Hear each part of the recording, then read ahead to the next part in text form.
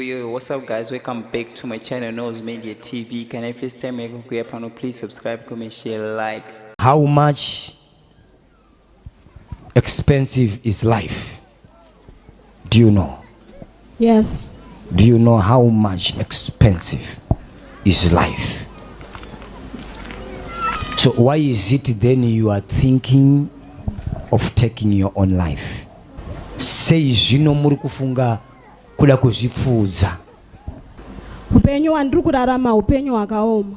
Chese chandiri kuita pakurarama hapana chiri kufamba. Nenyaya yei? Handizive. Hallelujah. Munhu afanirwa kufunga kudini? Muntu kamele angacabanga kuzvisungirira. Musazvisungirira. Ngatimbonamatira imwanawo. Tinonamata muzita renyu Mwari wamasimba, mweya mutsvene. Mweya wokuzvisungirira ngaubve paari. Mhepo yekuzvisungirira ngaibve paari. Mhepo yekuzvisungirira ngaikundwe. Amen. Matimi mukuda kuzvisungirira nenyaya yei?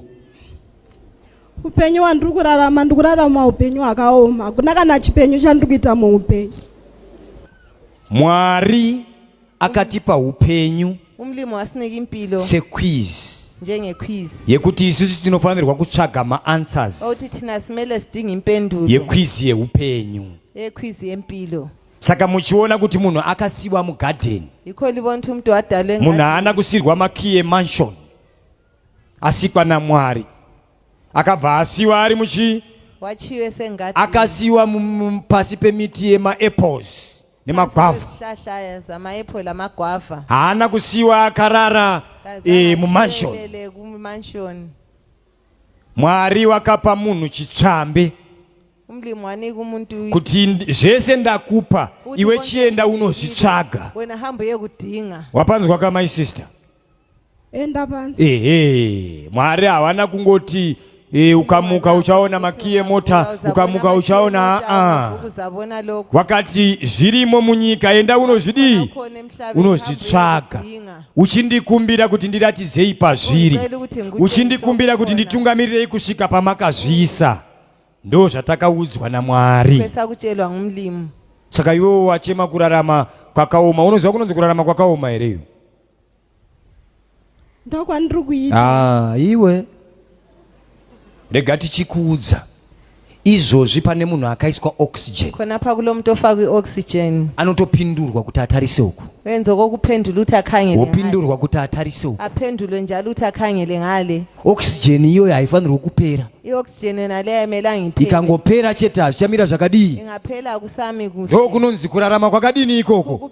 Kwete zvauri kutaura izvi. Hachi lokho okukhuluma. Kurarama kwakaoma here kwariwo? Kuphila kwekubi yini khonoko?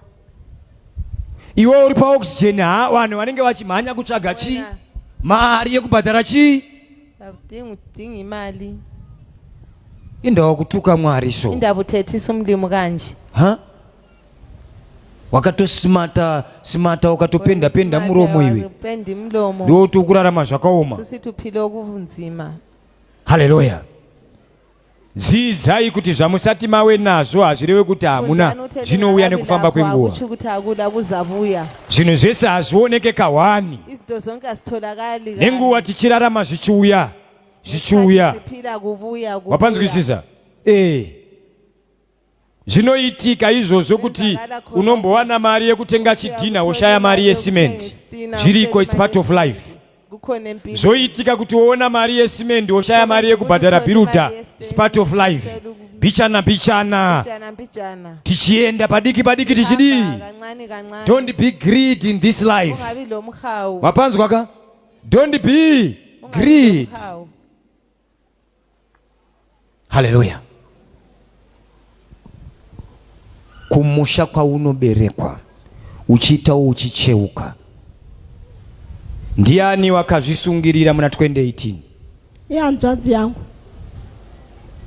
Kune munhu ane chipambo akatanga kutaura zita kuti chaakuda ropa, munhu anotanga kuona unga ari nothing.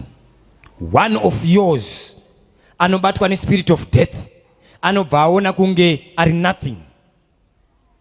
obva aona kunge haana kana chinhu chaano kuita paupenyu, obva afunga kuti bheta kudi kufa. Mweya unenge uchitosimudzwa. Wapanzwisisa? Amen. Mweya unenge uchitodi Simudzwa. uchisimudzwa. Unoita zvekuruka musoro. Amen. Nezuro andonga uchitoruka musoro. Amen. Vamwe vanhu vakatouya ukati nhasi ndini makastoma akawandisa. Amen. Ndiye munhu antauraye kuti zvinhu zvakaoma.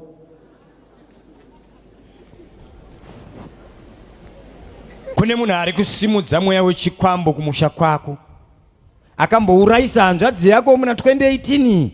Chakuda futi chiropa. Saka kana aisimudza mhepo iyoyo ikangogara pamunhu, munhu iye anotanga kuzvishora kusvika pakupedzisira.